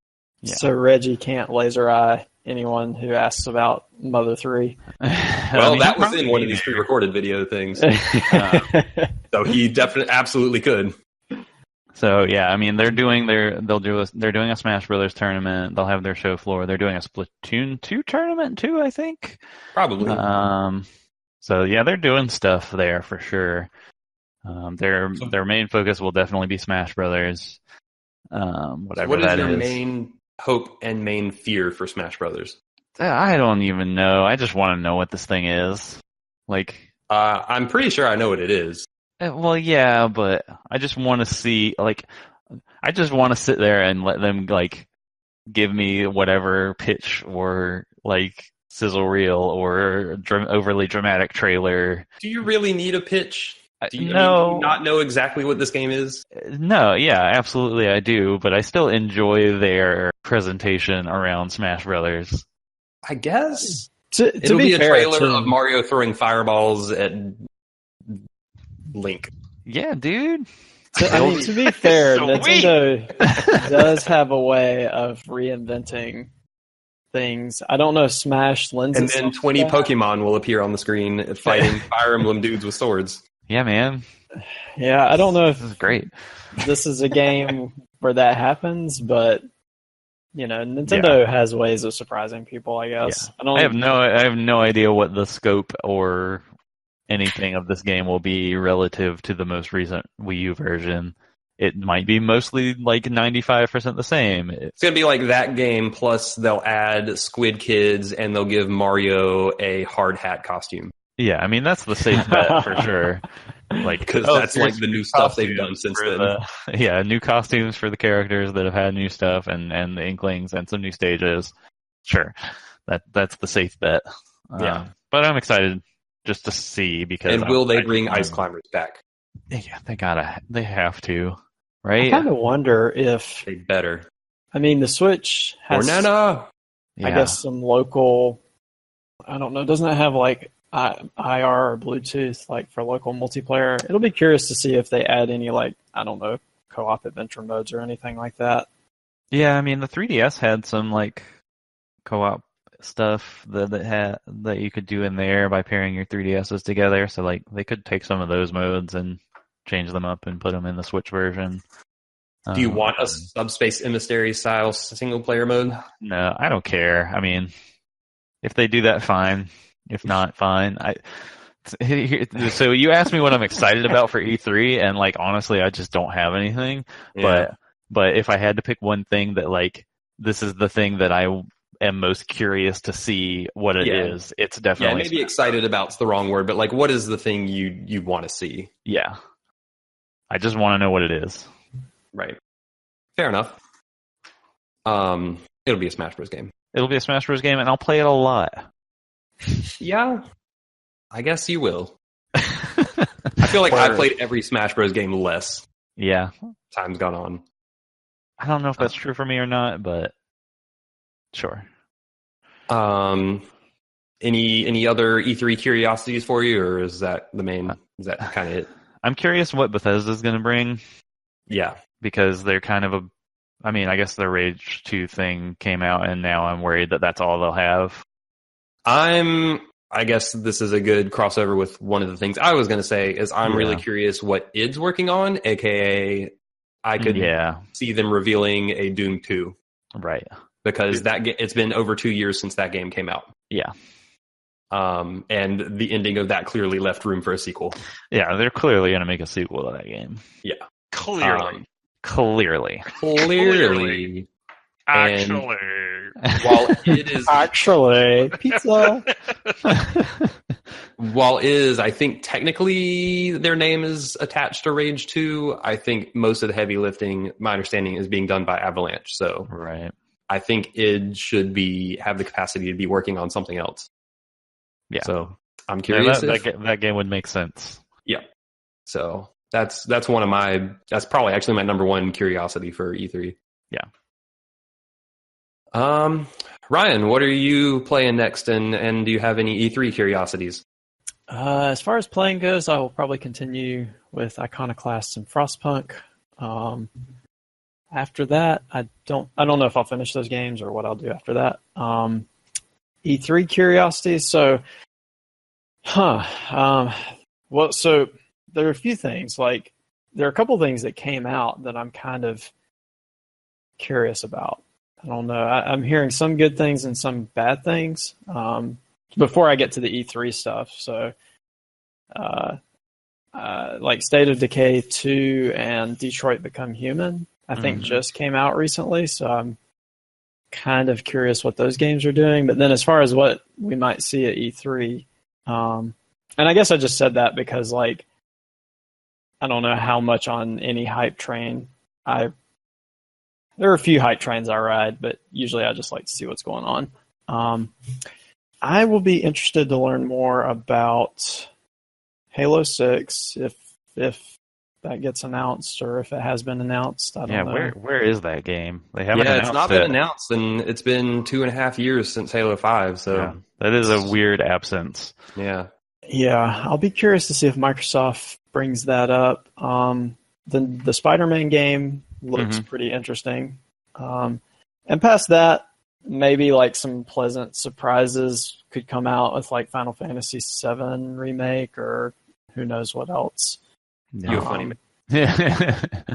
I hope to be pleasantly surprised, but if those things don't show or don't materialize, that they'll show something about Final Fantasy VII. It's just whether that game comes out anytime soon or not. Who knows? I mean, I think we are happy to announce that you can play the original Final Fantasy VII on the Nintendo Switch. There you go. That's really funny. I think I think they've had pre-order dates set on Amazon for like late this year. I mean, it could very well slip, but they're targeting it. Yeah. The thing that concerns me about the Final Fantasy VII Remake is that I think the director was talking about splitting it into 3 games. Yep. Oh, yeah, that's confirmed. And that story, I mean, 2 games, like if they do a bunch of 3D, and add a new battle engine, whatever, I could see that. But I don't know if that story really lends itself to 3 games. Yeah. Like, without dumping in tons of filler. Let's just go ahead and say it's probably not going to be the same game. Yeah, it sounded like they're going to take liberties retelling that story. So my guess is there will be more story to it. Yeah. But yeah, that's, I'm totally on board with them needing to rebuild that game from the ground up. Like, yeah, I get that, but I just hope they do it well. Like, because if they lose me on the first game, like, I'm probably not going to buy 3 games at $60 a piece. I guess that could be true of a 2-part entry, but I just hope that's not a money grab. Like, I hope that they're not just going to put in a bunch of filler in their new engine. Obviously they want to make money off of it. I think Square Enix does do a thing where they spend a lot of money on their games. So it's not like they're just gonna make 3 games cheaply that could have been 1 game and sell it as 3 games. Like, I don't necessarily get that vibe from them. Like, I think they legitimately just spend a ton of money on their games. Yeah. Oh yeah. Yeah. But the bigger question for me is, do they even know how to design a like compelling and good RPG anymore? I've had that question for a while now. Yeah. I have a lot of I'm pretty skeptical about this whole Final Fantasy VII remake. I will be curious if they show it off for sure. Yeah, I'm infinitely curious about it, but cautiously optimistic. But like you said, I mean, I'm not totally on the hype train. I just that 3-game thing kind of bugs me. Like, maybe they can pull it off, and I'll feel like I can buy 3 of those games and get my money's worth, or maybe it'll feel like, they just stretched that game out more than they needed to. Mm-hmm. Could go either way. Who knows? Yep. Mr. Will, what you got coming up? Well, I've always got a crap ton of co-op stuff I'm doing, because that's just how I do things. Mm-hmm. So I would expect no less. Still playing Grim Dawn because I never stop. How's the solitaire front? That front, well, it's pretty good. Usually I rock that while I'm listening to music, and so I found some new tunes that I like by the Glitch Mob. I usually like Spotify will curate me this like weekly playlist, and so I'll listen to that and like click on cards. Nice. So it's going well. It's doing what I wanted to do. Yeah, every time I check my Steam activity feed, I see at least one new solitaire game from you. Boom. So I'm working on something called like Legends of Solitaire Dragon something right now. Legends of Solitaire, Curse of the Dragons. There you go. So that's what I'm rocking. I mean, it's got a fantasy wrapping paper on it, but it's still the same thing. But lately I've been playing Arkham Knight. I'm probably I think I'm like 40% of the way through that. And I was kind of jonesing for like a third person stealthy thing, and it's not exactly that. There's not as much of that as I like. I like hopping from like gargoyle to gargoyle and stringing up baddies, and there's not all that much of that in this one. There's a lot of tank Batmobile. And it's not necessary. I'm not having a bad time with it, but it's definitely not necessarily what I'm looking for. But it's fine. I mean, I like the little touch of the you got the Joker in your head hanging out with you the whole time, and that's kind of funny. Yeah, I kind of want to follow up with you on that. Maybe next podcast. Hopefully, I'll be able to wrap it by then. Other than that, the Grim Dawn and that, I started a game called Serious Sam's Bogus Detour, which is like a top-down shooter, and it's made by the same folks who did Hammerwatch, and that's fun. And I have purchased State of Decay 2, but I haven't started it yet, and so I will probably start that this week. Cool. But yeah, and in terms of the E3, I mean, I know top billings for you are Kingdom Hearts 3 and Death Stranding. Ouch. Will is one of those guys who has like tears in his eyes when they look at Kingdom Hearts. And Final Fantasy VII Remake and Shenmue 3. So I guess the stuff, like the one thing that's bad is that like I'm kind of in the same boat with Ryan a little bit. I don't think that talking about E3 was a bad way to do the outro, but I think one of the things for me is that like the more hyped I get, like my expectations actually like grow exponentially. And so then it's almost like, I don't know, I feel like I've maybe worked myself up into a state where I'm like, I can't be impressed. I'm like, been waiting for this. But with that being said, I thought that, and I'm not like super into the Japanese culture, but the Ghost of Tsushima thing, I thought that looked cool because that's one of the ones I'm curious about too. I was a fan. I really actually liked that last Infamous game that came out. I thought that was a good time. Yeah, it was a great way to kick off the PS4. Other than that, I think Last of Us 2 could be a cool thing. Yeah. in terms of Ubisoft, I don't know. I was just looking through this article, and they were saying that there's a tiny chance that they could announce a Splinter Cell, and that would be. I think that's more than a tiny chance. Yeah, because that is that's kind of what I'm thinking about when I say that I want to play a third-person stealth game like Splinter Cell, especially the newer generation of Splinter Cells. Mm-hmm. I was a big fan of both Conviction and Blacklist, so I would love. I would actually be very surprised if they did not have a Splinter Cell something there. Yeah. In terms of the Bethesda stuff, I could get down. I think it would be cool if they announced something like a Fallout 5. I don't know how long it's been since Fallout 4, but I wouldn't count on that one.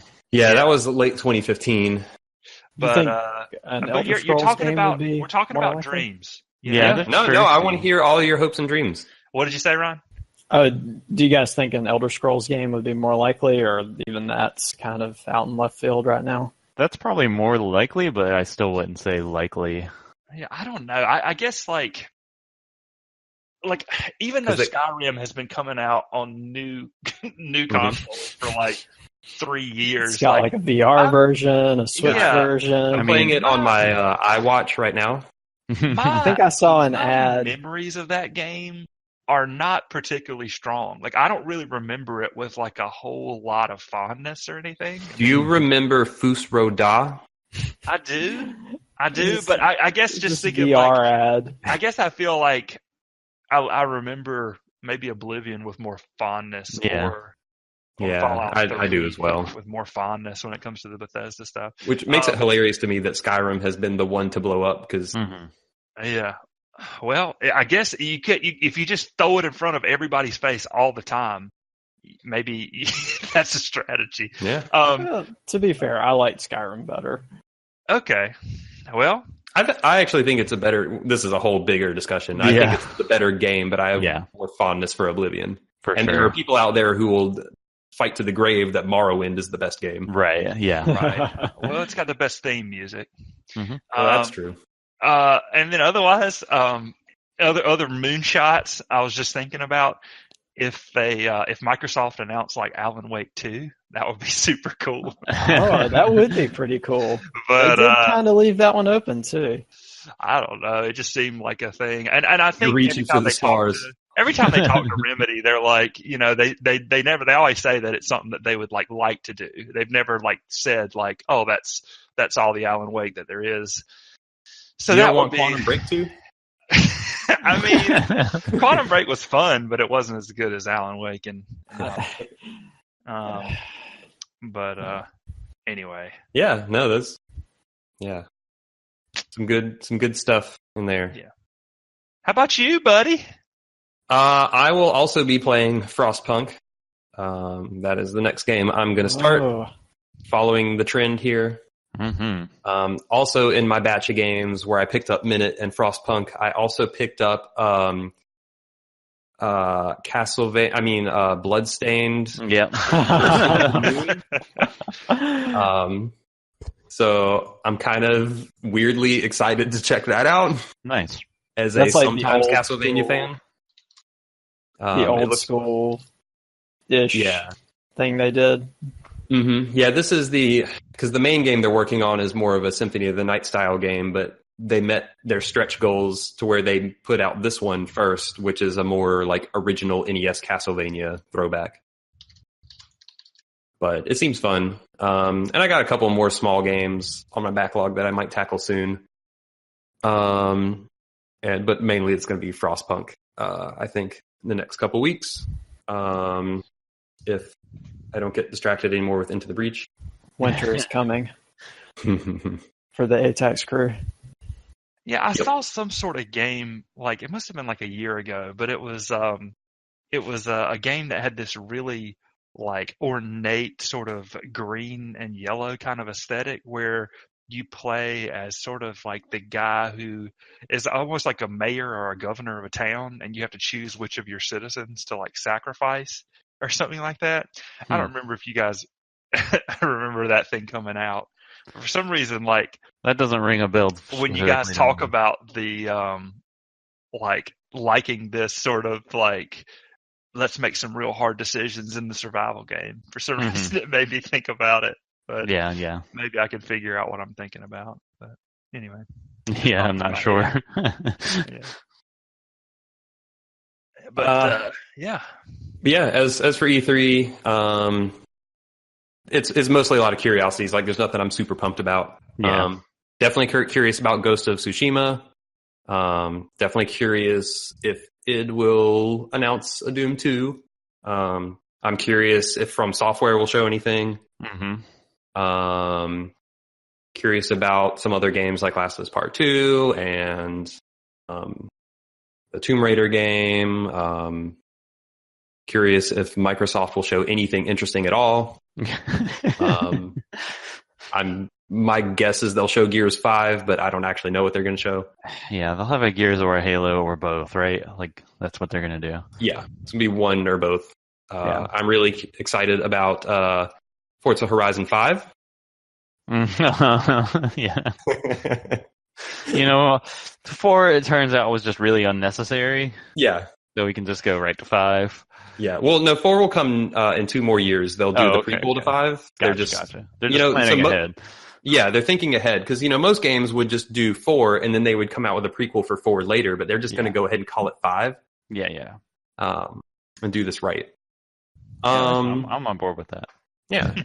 I would say those are the main things. Like, is there going to be a Doom 2? What's From Software's thing? Are they going to show more of it? And of the games we know about, I think Ghost of Tsushima is probably the one I'm most interested to see more about. Yeah. Because that looks potentially really cool. But I think those are the highlights for me at the moment. As always, my hope for E3 is that something we don't know about that's cool will get announced. That's always the hope. We don't get a lot of that anymore. No. We'll probably get more announcements between now and the start of E3. Yeah, I bet this week will be a lot of announcements. Probably. But we will around the time we next do an episode of ATACS, we will know a whole lot more than we do now. That's for sure. Yeah. And we may or may not dive into it. But for now, we're gonna call this an episode of ATACS. I have been Flex, joined by Nate, Ryan, and Will. And we are signing off. It's been episode 38. And we will see you in a couple weeks. And stay tuned in your feed for a possible God of War spoiler cast. Yep. Take care. Thanks for listening, and see you next time. Take it easy, guys.